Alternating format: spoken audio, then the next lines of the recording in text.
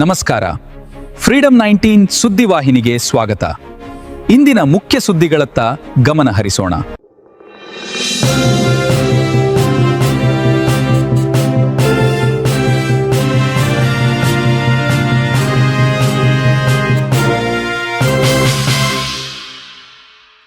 ನಮಸ್ಕಾರ, ನೀವು ನೋಡ್ತಾ ಇದ್ದೀರಾ freedom 19 news channel.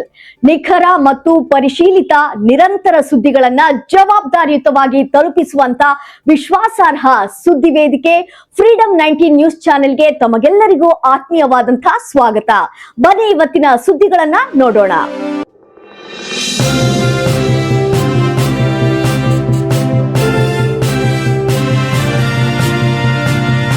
Shirahatti bus ನಿಲ್ದಾಣದಲ್ಲಿ ಹೊಸ ಮಾರ್ಗಗಳನ್ನು ಪ್ರಾರಂಭಿಸುವಂತೆ ಕರ್ನಾಟಕ ರಕ್ಷಣಾ ವೇದಿಕೆಯಿಂದ ಮನವಿ. ಹೌದು, ಗದಗ ಜಿಲ್ಲೆ ಶಿರಹಟ್ಟಿ ತಾಲೂಕು ಪಟ್ಟಣದ ತಾಲೂಕು ಕೇಂದ್ರವಾದ ಬಸ್ ಘಟಕ ಪ್ರಾರಂಭವಾಗಿ ಸುಮಾರು 4 ವರ್ಷ ಕಳೆದರೂ ಕೂಡ ಇದುವರೆಗೆ ಹೆಚ್ಚುವರಿ ಏನೋ ಅಭಿವೃದ್ಧಿಯಾಗಿಲ್ಲ ಹಾಗೂ ಹೆಚ್ಚುವರಿ ಮಾರ್ಗಗಳನ್ನು ಸಹಿತ ಕಂಡಿಲ್ಲ. ಇದಕ್ಕೆ ಇಲಾಖೆಯ ಹಿರಿಯ ಅಧಿಕಾರಿಗಳ ಬೇಜವಾಬ್ದಾರಿಯೇ ಕಾರಣ. ದಿನಾಲೂ ಶಿರಹಟ್ಟಿ ಬಸ್ ನಿಲ್ದಾಣದಿಂದ ಸುಮಾರು 100 ಜನರು ಮತ್ತು ಶಾಲಾ ವಿದ್ಯಾರ್ಥಿಗಳು ಬಂದು ಹೋಗುವ ಪ್ರಯಾಣ ಮಾಡಿರುತ್ತಾರೆ ಹಾಗೂ ಇದಕ್ಕೆ ಅನುಗುಣವಾಗಿ ಸರಿಯಾದ ಬಸ್ಸಿನ ವ್ಯವಸ್ಥೆ ಇಲ್ಲದೆ ಜನರ ಪರಿಸ್ಥಿತಿ ಹೇಳತೀರದು. ಈ ಬಗ್ಗೆ ಎಷ್ಟೋ ಬಾರಿ ವಿದ್ಯಾರ್ಥಿ ಸಂಘಟನೆಗಳು, ಬೇರೆ ಕನ್ನಡ ಪರ ಸಂಘಟನೆಗಳು ಮನವಿ ಕೊಟ್ಟರೂ ಕೂಡ ಅಧಿಕಾರಿಗಳು ಮಾತ್ರ ಕ್ಯಾರೆ ಎನ್ನದೆ ತಮ್ಮ ಕೆಲಸದಲ್ಲಿ ತಾವು ನಿರತರಾಗಿರುತ್ತಾರೆ.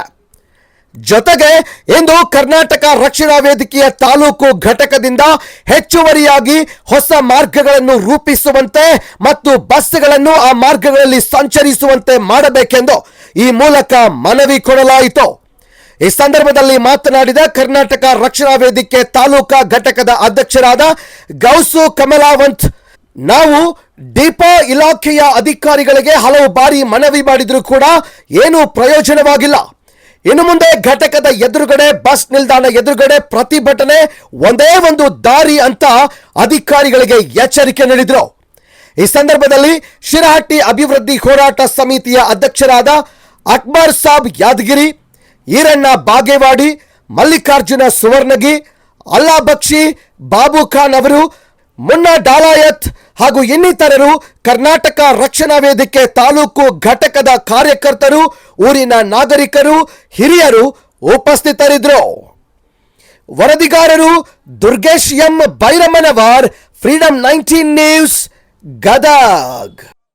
ಇವಿಷ್ಟು ಇಂದಿನ ಪ್ರಮುಖ ಸುದ್ದಿಗಳು. ಕರ್ನಾಟಕದ ಪ್ರತಿಯೊಂದು ಮೂಲೆಗೂ ನಿಖರ ಮತ್ತು ಪರಿಶೀಲಿತ ಮಾಹಿತಿಯನ್ನು ಜವಾಬ್ದಾರಿಯುತವಾಗಿ ತಲುಪಿಸುವಂತಹ ಪ್ರಯತ್ನದಲ್ಲಿ ನಾವು ಸದಾ ನಿಮ್ಮ ಜೊತೆ.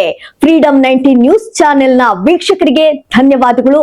ಮತ್ತೆ ಭೇಟಿಯಾಗೋಣ ಮುಂದಿನ ಸುದ್ದಿಗಳೊಂದಿಗೆ. ನಮಸ್ಕಾರ.